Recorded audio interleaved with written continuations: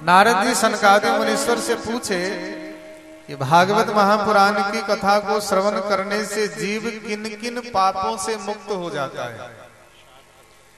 सनकादि मुनीश्वर बोले, हे नारद, भागवत महापुराण की कथा को श्रवण करने से जीव सभी पापों से मुक्त हो जाता है, सभी, ध्यान देना। और इसी क्रम में नारद सनकादि मुनीश्वर नारद जी को एक इतिहास की कथा सुनाए, एक ब्राह्मण की कथा सुनाए जिसका नाम है आत्मदेव।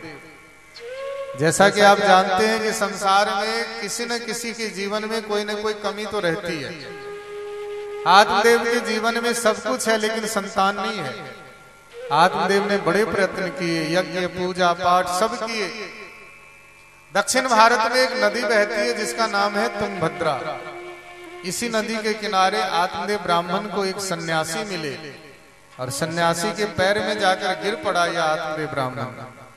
सन्यासी बोले, आत्मदेव, सप्त जन्मावधि तब पुत्रो नहीं वच नहीं बच, तुम्हारे भाग्य में 7 जन्म तक कोई संतान का सुख नहीं है।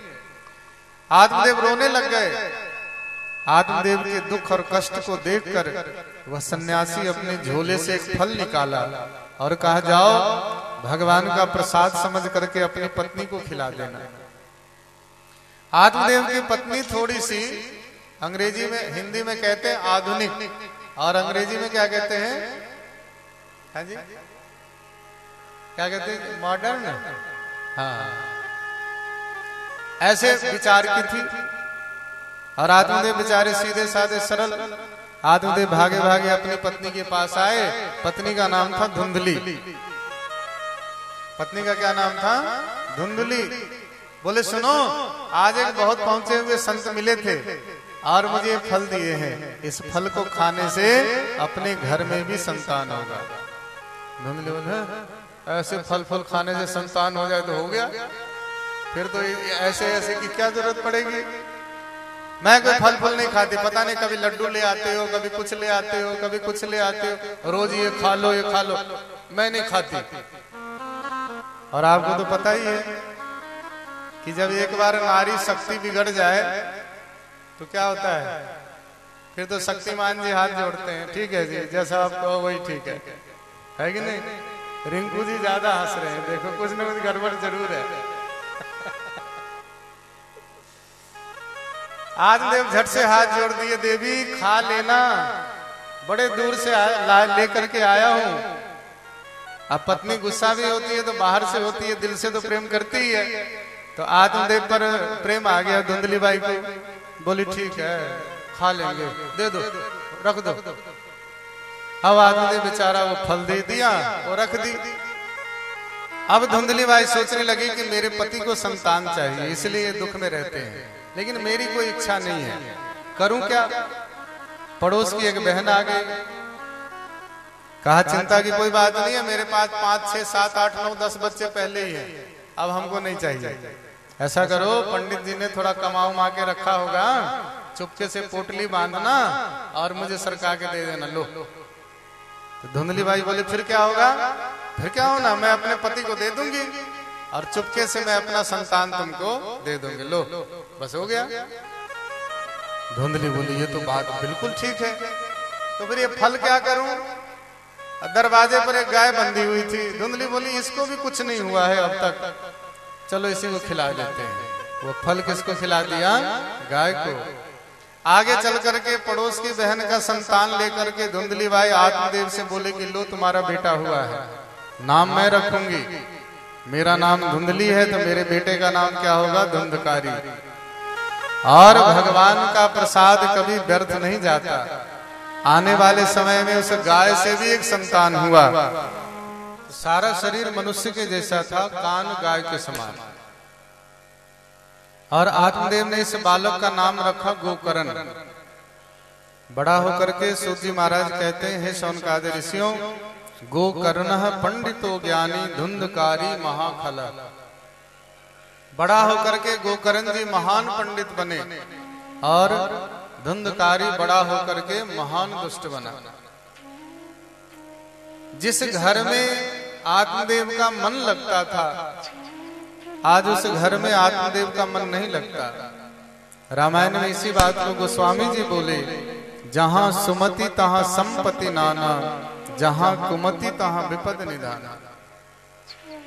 आत्मदेव एक दिन घर छोड़ दिए, लेकिन विचार कर रहे थे कि मैं जाऊंगा कहाँ।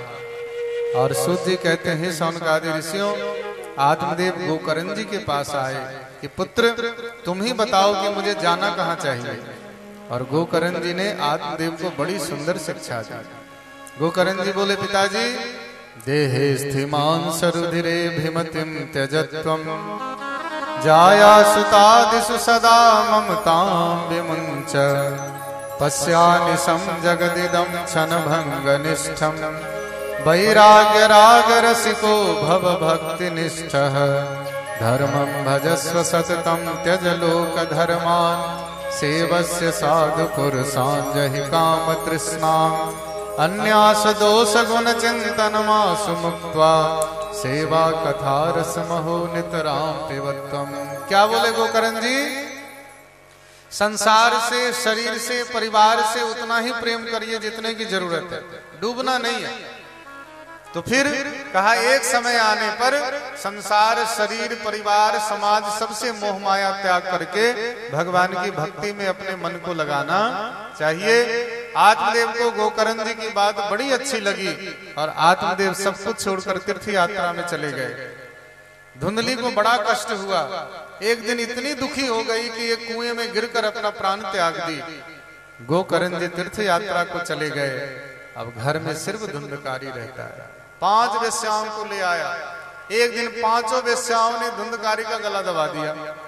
नहीं मर रहा था, चूल्हे से आग लेकर के आई, जला करके मार दिया।